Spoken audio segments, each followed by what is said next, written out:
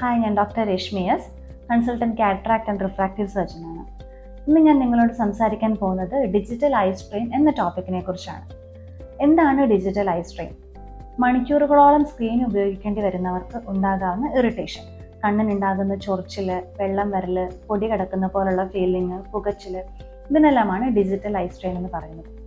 എന്തുകൊണ്ടാണ് digital I strain ഉണ്ടാകുന്നത്? സാധാരണഗതിയിൽ നമ്മുടെ കണ്ണിൻ്റെ കോർണിയയെ കവർ ചെയ്യുന്ന ഒരു കണ്ണുനീരിൻ്റെ ആവരണമുണ്ട്, ടിയർ ഫിലിം എന്നാണ് പറയുന്നത്. ഈ ടിയർ ഫിലിം അനാവശ്യമായി ഉണ്ടാകുന്ന ഇവാപ്പറേഷൻ്റെ ഫലമായാണ് നമുക്ക് ഈ പറഞ്ഞ ബുദ്ധിമുട്ടുകൾ അനുഭവപ്പെടുന്നത്.